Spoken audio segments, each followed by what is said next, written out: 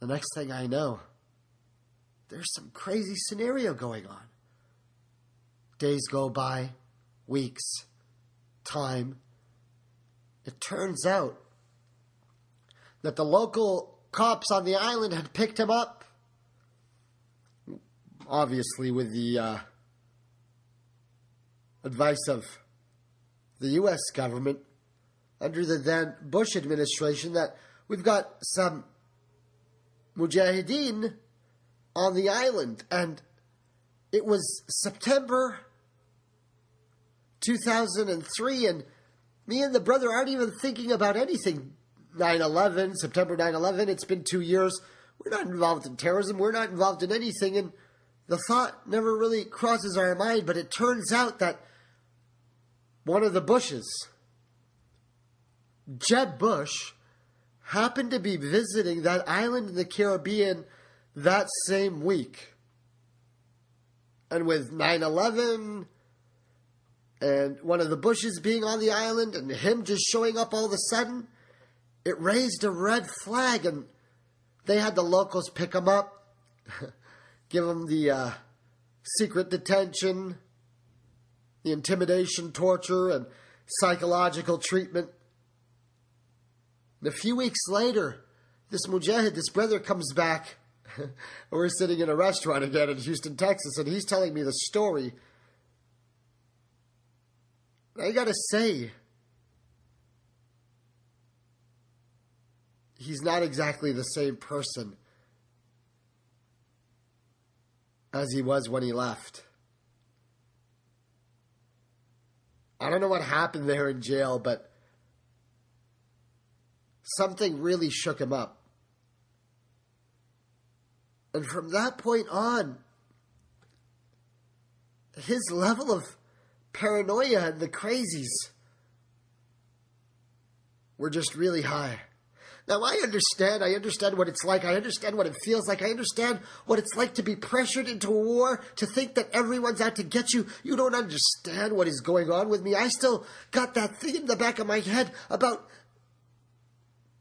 beings trying to attack my father. But you see, my father's got a new heart and he's alive, and I'm kind of confused about the war issue, and people want to pressure you to fight, and they want to come after you, and they want to torture you, and they want to accuse you, and you're scared of showing who you are, being who you are, saying who you are. You're trying to hide everything about you, and you don't even actually know who you are on the inside, and everything is just so confusing. I mean, if anybody has the right to be paranoid, if anybody has the right to be angry, I do. They tried to kill my dad. Why? Who? Who did that? Yeah, but it didn't work. I mean, I gotta control myself. What's going on with my brother? What's going on with me? I mean, what are they trying to do? I gotta keep focused, brothers and sisters, because it's crazy out there. Look, we've got George W. Bush ginning up a whole war against all kinds of people, and I'm not in that war. I'm not a terrorist. I've got personal issues to deal with because my dad's still sick and I should be serving him, but now he wants me to go to school. I'm in law school and I'm supposed to be taking care of my dad, and why did they try to kill my dad? There is a war going on. I gotta focus. A lesser mind, a lesser individual, a lesser soul would have got lost when somebody tries to attack their dad. He would want to go to war. He might just start attacking people. He might just start fighting. He might just cause a war with two whole nations over some daddy issues. But that wasn't me. No, I didn't give any orders to start any wars. I tried to tell my brother again, look, we've got to focus. He's like, focus? How are you going to focus when everything you try to do, they screw you? No matter how you try to succeed, they're going to cut your legs out so that you don't have a leg to stand on. They will sabotage anything we do so that even if we try to become normal individuals, respected people of society, they'll figure out a way to screw us over. Who? Big Brother? the powers that be, whoever it is, who it is that had me picked up by the police. They never showed themselves. The FBI greeted me, he says, on the way back from the islands. They were there at the airport. They interrogated me. But they're on the islands. Everything's done in hiding. Secret prisons, secret interrogations, secret torture, secret governments, secret government operations, clandestine groups, secret societies.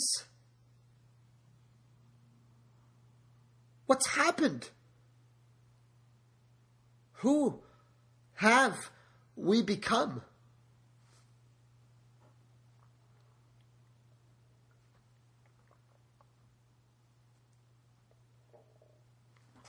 You see, I do something sneaky. Before I go to law school, I find out about this federal program online for people from economically disadvantaged communities, minorities, underrepresented communities in the United States, or demographic groups or cultural groups that don't get proper legal representation, that don't get proper constitutional benefits, that don't get the full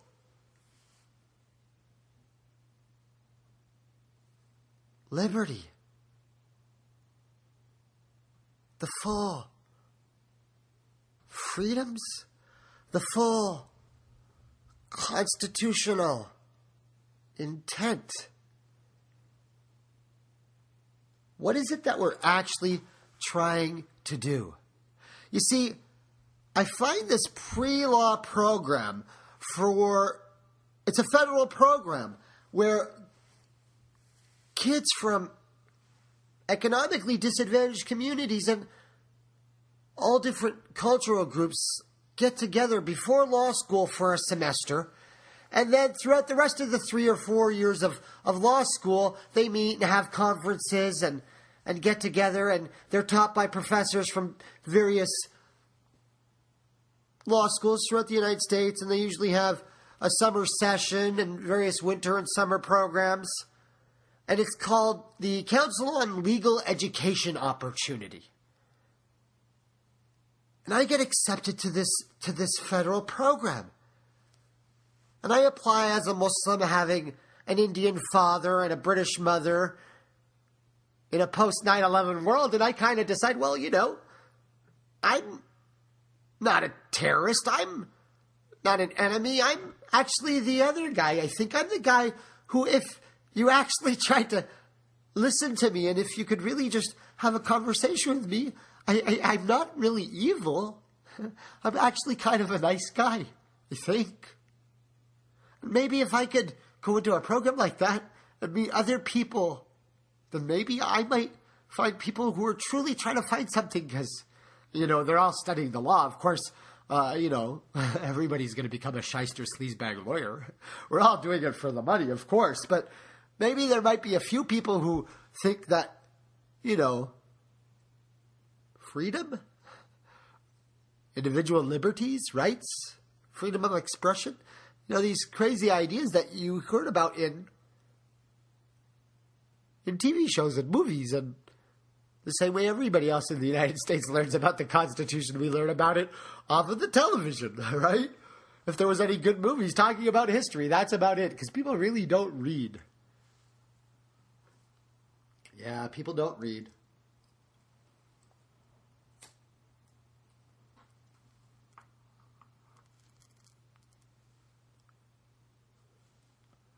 So there I am in a federal program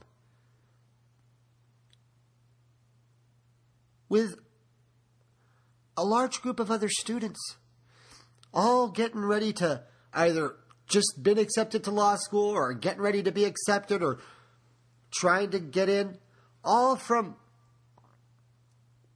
Ivy League schools. Yeah, we're all from Ivy League schools, right? No, brothers and sisters. We're all from like the worst different parts. I mean, there were people there from the worst economically disadvantaged parts of America. There are people there in my program. I ended up going to Arizona that summer, and there is people there who had never been out of their state, people who had never flown before in their life, coming to study the law, coming to study the Constitution of the United States of America. There I am again, getting ready to do a new program off on a new trek, like I'd done so many times before, and I'm sitting in a room with a bunch of other people, and I'm just one random dude, and I'm surrounded by black people. Yeah, just like I had gotten to Egypt and been accepted as the one random white guy from the West, and there I am, surrounded by Africans from the most economically disadvantaged nations. There I am in Saudi Arabia, and I'm surrounded by Indians and Pakistani and Bangladeshis, but mostly Africans from economically disadvantaged communities. I'm sitting in Arizona, 40, 50 students in a class. A good 80% of them African Americans, and I'm this funky white boy. And we're studying the Constitution of the United States of America.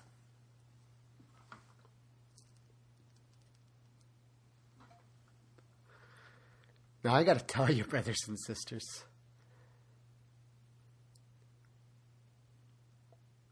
I found something. I found something. You see, you start reading the actual Constitution. You start reading the early opinions. You start going through the Federalist Papers, and you start studying what it was that these guys were actually doing.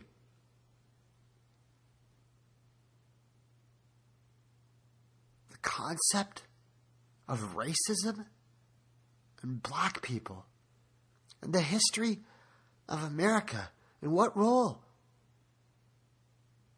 does race still play in our country? You see, it's really complicated. It's not easy to talk about these issues,